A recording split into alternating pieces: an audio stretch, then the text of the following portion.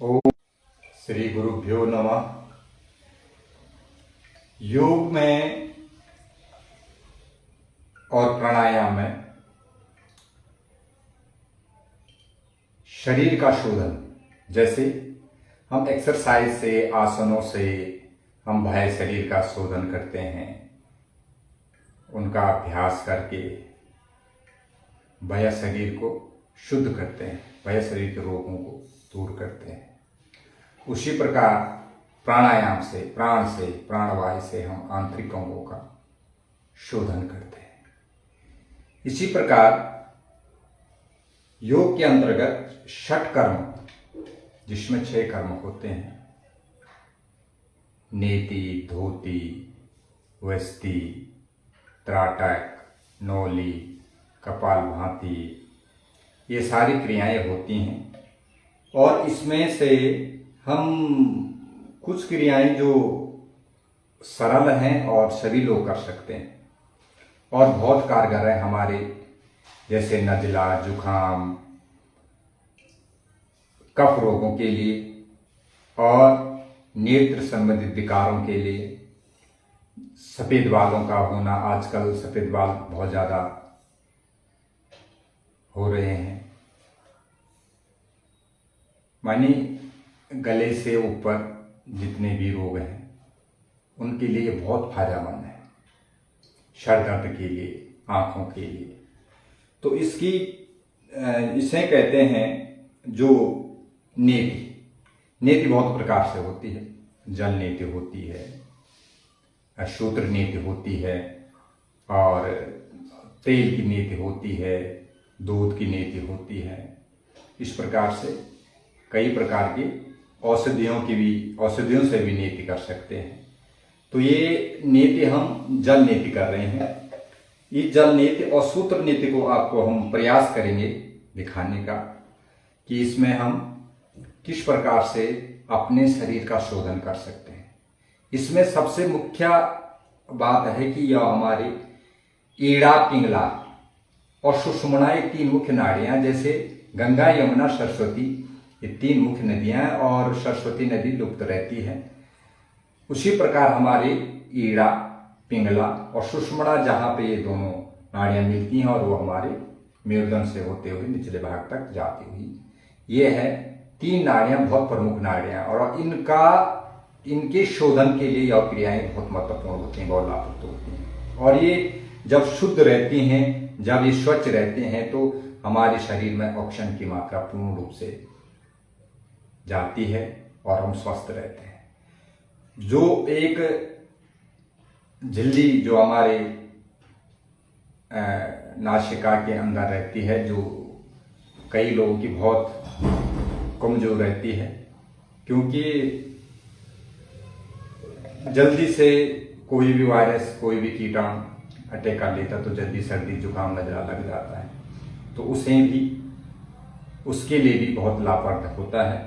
तो हम पहले जल नेति के संदर्भ में आपको बताएंगे कि जल नेति के लिए आपको कम से कम 1 किलो पानी हो तो उसमें 10 ग्राम सेंधा नमक को डालना है। और इस गुनगुने पानी को, फिर ये पॉट है, ये जल नेति पॉट, इस पॉट में इस पानी को मैं से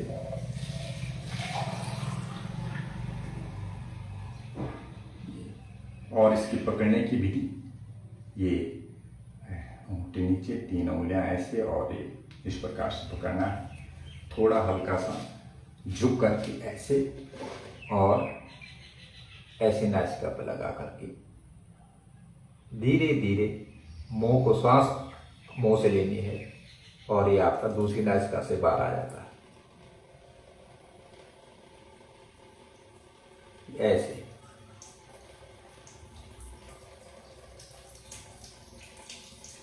ये हमारे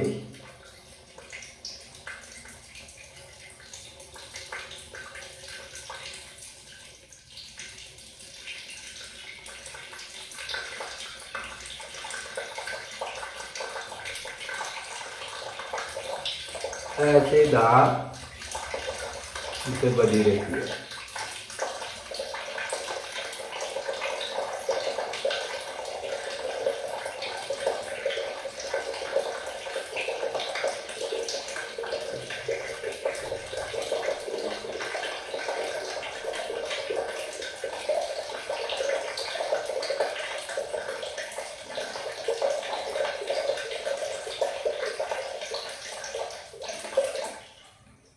एक नाक से हमने कर दिया। फिर इसी प्रकार दूसरी नासिका से,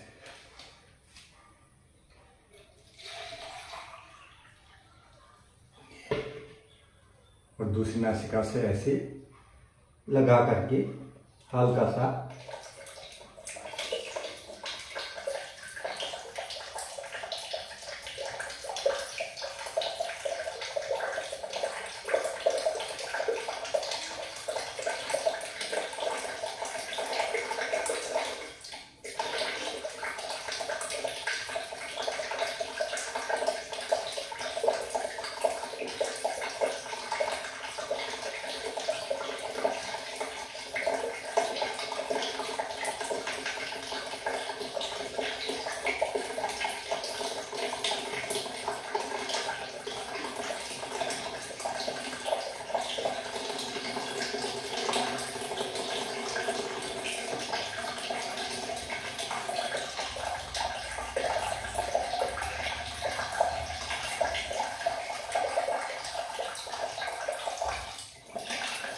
बिल्कुल सरल है।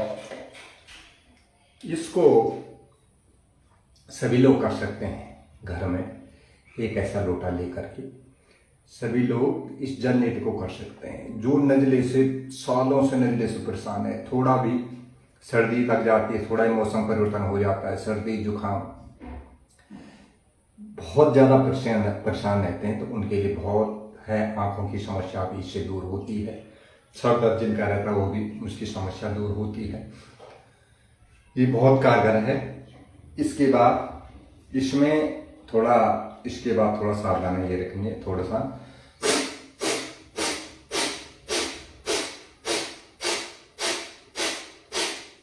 ऐसे कपालभाति, और उसके बाद शशकासन में आपको रहना है। शशकासन वज्रासन में बैठ करके हाथ ऊपर करके और नीचे माथे को जमीन पे लगा करके कुछ समय ऐसा रहे, तो जो बाई चांस कुछ जो जल ऊपर रुका रहता है वो फिर निकल जाता है। या आप सूर्य नमस्कार के कुछ अभ्यास करके फिर वो सारा पानी थोड़ा थोड़ा करके निकल जाता है।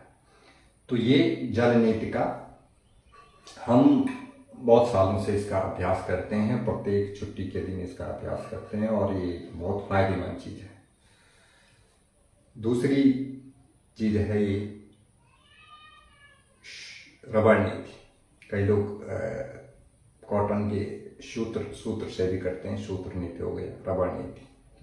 तो रबड़ नीति में आपको नासिका मार्ग से रबड़ को अंदर डालना है और मुंह से ऐसे करके इसको धीरे धीरे खींचना है। सावधानी पूर्वक ये करना है। तो हम प्रयास करते हैं।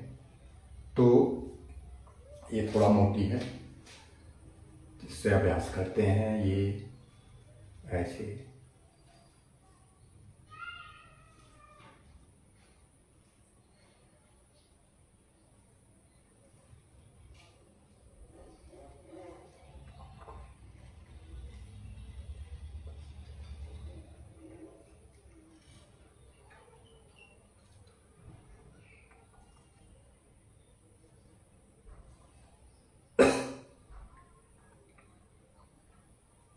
ध्यान रखिए, जोर कहीं पर लगता है कि अटक रहा है तो बिल्कुल ही फोर्स से निकलना है। बिल्कुल सॉफ्ट ढंग से धीरे धीरे।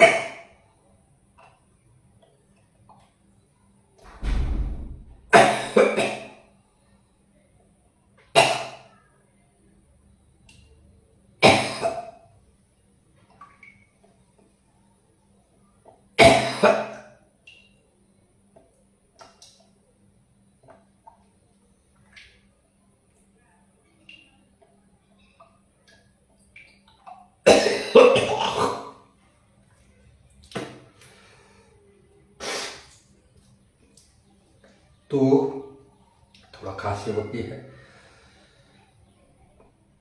जितना भी कफ जमा हुआ है सारा निकल जाता है। जितना भी कफ अंदर जमा हुआ है पूरा निकल जाता है।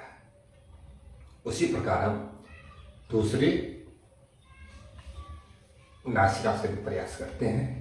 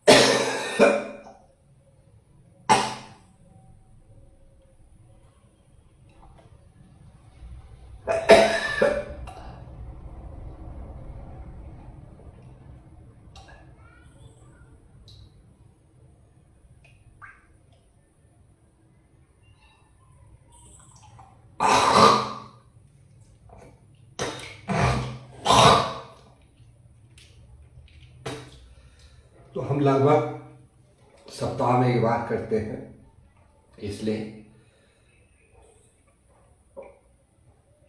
हो जाता है जल्दी, लेकिन आपको थोड़ा समय भी लग सकता है। फोर्स नहीं करना है, बिल्कुल भी नहीं। और ये आपके कफ रोगों से, आपके सर दर्द से, आपको जब ये करेंगे तो इसके बाद आपको ऐसा लगेगा कि पूरा हल्का से महसूस करेंगे। और